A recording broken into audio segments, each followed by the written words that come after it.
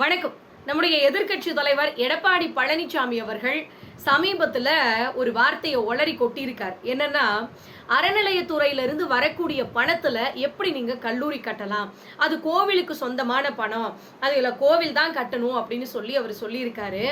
ஒரே ஒரு வார்த்தையை மட்டும் சொல்றேன், நல்லா தெளிவா கேட்டுக்கோங்க.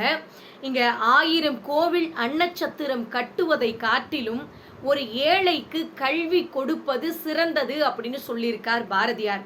இன்னைக்கு கடவுளுக்கு தரக்கூடிய காணிக்கையை விட ஒரு ஏழைக்கு தரக்கூடிய கல்வி சிறந்ததுன்னு சொல்றாங்க. இன்னும் சொல்ல போனா 100 தலைமுறை ஏழ்மையை கூட ஒரே தலைமுறையில் மாற்றக்கூடிய வல்லமை படைத்தது அப்படின்னா கல்வி மட்டும்தாங்க அது. ஸோ இப்படிப்பட்ட கல்வியை நீங்கள் பள்ளிக்கூடத்தை கட்டக்கூடாது, இந்த கல்லூரியை கட்டக்கூடாது, அறநிலையத்துறை பணத்திலிருந்து எடுத்து அப்படின்னு சொல்கிறீங்க. நான் ஒரே ஒரு கொஷின் கேட்குறேன். இதுக்கு முன்னாள் மறைந்த முதலமைச்சர்கள் இருக்காங்க பார்த்தீங்களா, அவங்க எல்லாருமே இந்த அறநிலையத்துறை பணத்தில் இருந்து கல்லூரி கட்டியிருக்காங்க. இன்னும் சொல்ல போனால் பக்தவக்ஷலம் அவர்கள் 4 கல்லூரி கட்டியிருக்காரு. டாக்டர் எம்ஜிஆர் அவர்கள் ஒரு கல்லூரி கட்டியிருக்கிறார். நம்முடைய முத்தமிழறிஞர் டாக்டர் கலைஞர் அவர்கள் ஒரு கல்லூரி கட்டியிருக்காங்க. இப்போ தளபதியார் அவர்கள் ஒரு கல்லூரி கட்டியிருக்காங்க. இதுல முக்கியமான விஷயம் என்னன்னு கேட்டீங்கன்னா, எம்ஜிஆர் அவர்கள் கட்டின அந்த கல்லூரி இருக்கு பாத்தீங்களா, அதுல இன்னும் ஒரு கட்டிடத்தை 2017 வருஷம் அப்போ முதலமைச்சரா இருந்த எடப்பாடி பழனிசாமி அவர்கள் தான் போய் திறந்து வச்சுட்டு வந்திருக்கிறாரு. ஸோ இந்த அளவுக்கு அந்த கட்டிடத்தை திறந்து வச்சுட்டு வந்திருக்கிறாரு. அப்படிங்கிறப்போ அப்போ ஒருவேளை மயக்கத்துல போய் திறந்து வச்சுட்டு வந்துட்டாரா என்னன்னு தெரியல. அவர் இப்போ காவி மயக்கத்துல இருக்கிறாரு, அது வேற விஷயம். இதுக்கு முன்னால வரைக்கும் இந்த பிஜேபிக்கு உண்மையா சொல்லணும் அப்படின்னா எடுபுடியா தான் எழுந்துட்டு இருந்தாரு.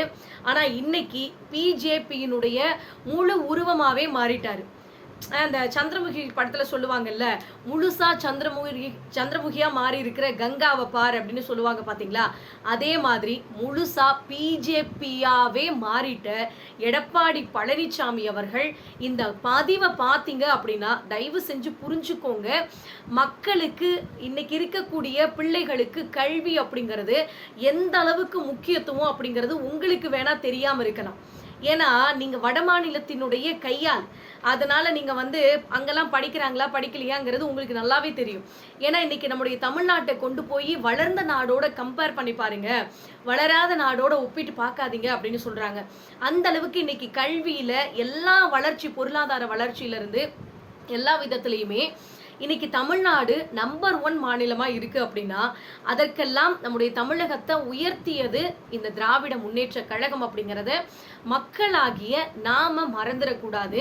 இந்த எடப்பாடி பழனிசாமி அவர்கள் தமிழ்நாட்டை கொண்டு போய் பிஜேபி கிட்ட, அந்த சங்கிகள் கிட்ட அடமானம் வைக்கிறதுக்காக காத்துக்கிட்டு இருக்காரு. மக்களாகிய நாம தெளிவா இருக்கணும்.